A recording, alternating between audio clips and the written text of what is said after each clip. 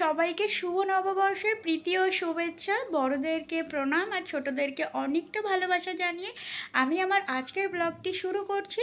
সবাই প্রথম থেকে শেষ পর্যন্ত আমার সাথে থেকেও কেউ যেন ভিডিওটা স্কিপ করবে না। আর যারা যারা আমার চ্যানেলে নতুন আছো তারা আমার চ্যানেলটিকে অবশ্যই সাবস্ক্রাইব করে পাশে থাকা বেল আইকনটিতে প্রেস করে দিও। তো আজকে আমি সারাদিন কিভাবে কাটাচ্ছি সেই ব্লগটি তোমাদের সাথে শেয়ার করছি। তো চলো। নতুন সূর্য, নতুন প্রাণ, নতুন সুর, নতুন গান, নতুন উষা, নতুন আলো, নতুন বছর কাটুক ভালো, নতুন বিশদ, নতুন হর্ষ, শুভ হোক এই নববর্ষ। 1430 সাল পেরিয়ে আমরা 1431 সালে পা দিলাম।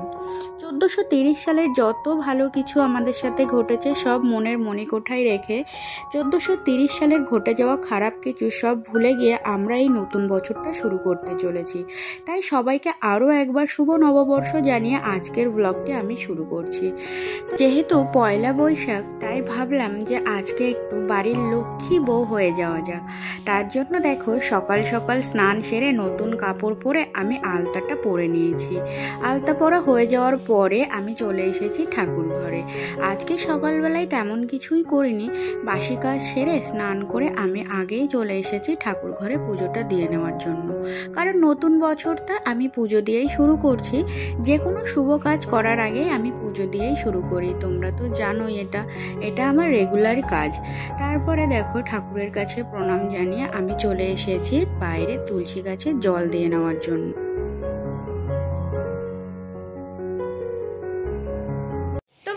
আমার পুজো দেওয়া হয়ে গিয়েছে। এখন আমি যাব আমার একটা বান্ধবীর বাড়িতে, যেখানে আজকের দুপুরে আমাদের নিমন্ত্রণ আছে।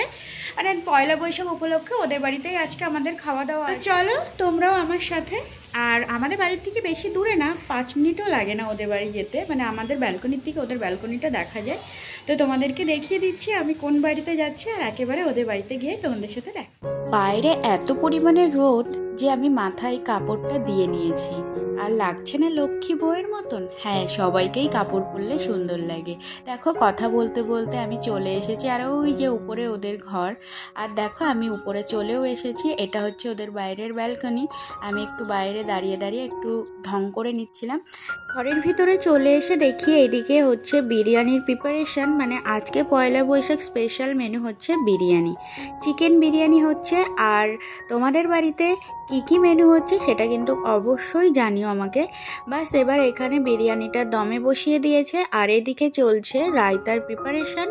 বিরিয়ানি হচ্ছে, রায়তা হবে না সেটা কি কখনো হয় নাকি? তারপরে দেখি এদিকে বরমশাই চলে এসেছে। ও তো ফোন দেখায় এত পরিমাণে ব্যস্ত হয়ে গিয়েছে সেটা আর কি বলবো। তারপরে সবাই মিলে একটু বসে গল্প করার পরে বিরিয়ানিটা অলরেডি তৈরি হয়ে গিয়েছে খাবার জন্য। ও এখন বেড়ে নিচ্ছে। আর কার কার বিরিয়ানি পছন্দ সেটা কিন্তু অবশ্যই কমেন্ট করে জানিও। আর দেখো এদিকে আমি স্যালাডের জন্য পেঁয়াজটা কেটে নিচ্ছি। মানে আমি যাওয়ার আগে ওদের সব কিছু রেডি হয়ে গিয়েছিল। তারপরে দেখো এখানে বিরিয়ানি অলরেডি বেড়ে নেওয়া হয়ে গিয়েছে। এখন শুধু খাবার পালা, খাবার পরে তোমাদের সাথে আবার দেখা হচ্ছে। তারপরে খাওয়া দাওয়া করেও চলে এসেছি বাড়ির দিকে। মানে এখন আমরা রাস্তায় রয়েছে, এত পরিমাণে রোদ সেটা আর বলার কথা না। তো আবার বাড়ি গিয়ে দেখা হচ্ছে। খাওয়া দাওয়া করে চলে এসেছি ঘরে। এখন একটু ফ্রেশ হয়ে নেব। আর এখন সবার প্ল্যানিং হলো যে আমরা এখন ঘুরতে যাব। তো তোমাদের সাথে রেডি হয়ে দেখা হচ্ছে। আর কোথায় ঘুরতে যাচ্ছি না হচ্ছে সেটাও তোমাদের সাথে শেয়ার করব। তো চলো তোমরা ব্লগটি দেখতে থাকো। তো বন্ধুরা দেখো আমরা ফ্রেশ হয়ে আবার নতুন একটা ড্রেস পরে নিয়েছি। এখন যাচ্ছি আমরা ঘুরতে। তো কোথায় যাচ্ছি না যাচ্ছি চলো আমাদের সাথে। চলো। দেখো নিচে চলে এসেছি, আর মুখে আমি ওড়নাটা বেঁধে নিয়েছি। তার কারণ বাইরে লু চলছে। লুটা যদি নাকের ভিতরে চলে যায় তাহলে শরীর খারাপ হয়ে যাবে। তার জন্য আমি মুখে ওড়নাটা বেঁধে নিয়েছি। আর আজকে আমরা যাচ্ছি বইমেলাতে। মানে এই জব্বলপুরে বইমেলা হচ্ছে, সেই বইমেলাতে যাব। কিন্তু কি জানো তো, এই বইমেলাতে কোনো বাংলা কোনো বই পাওয়া যাবে না, সব হিন্দিতে লেখা। তো হিন্দি বই লেখা আমি তো তেমন কিছু নেবই না। তারপরে দেখো আমরা চলে যাচ্ছি একেবারে বইমেলার সামনে গিয়ে তোমাদের সাথে আবার কথা হচ্ছে।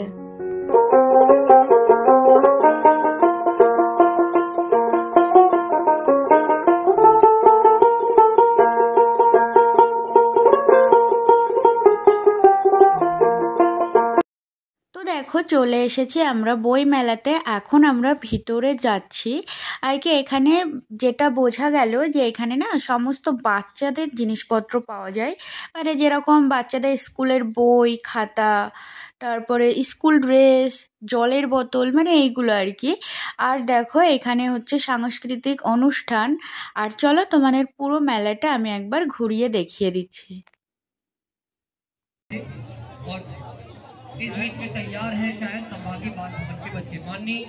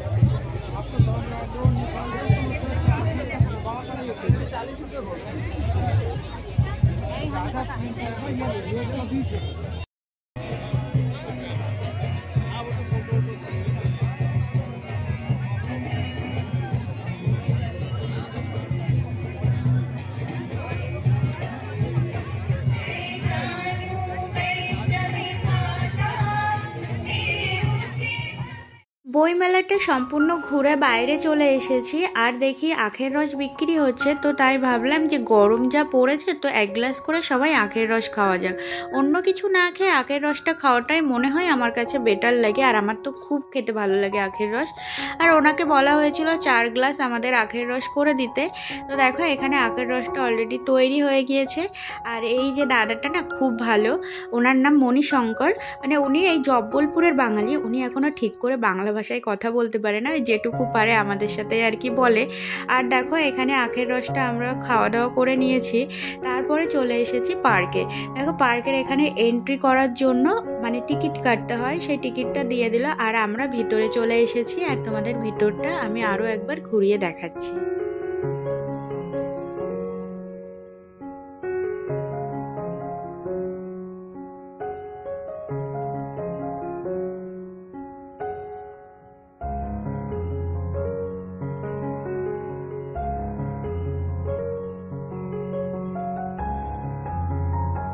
হাওয়া চলে, বাপরে আজকে ভীষণ গরম লাগছে। ওর আগের বার এসেছিলাম তাও অনেকটা ঠান্ডা ছিল, মানে সেই সময় ঠান্ডার সময় এসেছিলাম। আর অনেক ফুল গাছও ছিল, কিন্তু এখন কিচ্ছু নেই। দেখে নাও, ভেবেছিলাম এই পার্কটার একটা ব্লগ তোমাদের সাথে শেয়ার করবো, কিন্তু সেটা আর হচ্ছে না। নেক্সট শীতের সময় আবার এখানে এসে তখন একটা ব্লগ শেয়ার করে দেবো।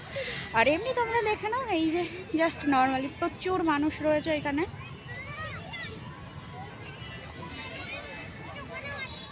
পার্ক থেকে বেরিয়ে এসেছি, এবার যাব বাড়ির দিকে। একেবারে তোমাদের সাথে বাড়িতে গিয়ে দেখা হচ্ছে, তো চলো। তো বন্ধুরা বাড়িতে চলে এসেছি, অনেকটা সময় হয়ে গেছে, প্রায় 3 ঘন্টা মতন হয়ে গেছে বাড়িতে চলে এসেছি। তার ভিতরে আমি রান্না করেছি, রাত্রের খাবারটাও খাওয়া হয়ে গিয়েছে আমার।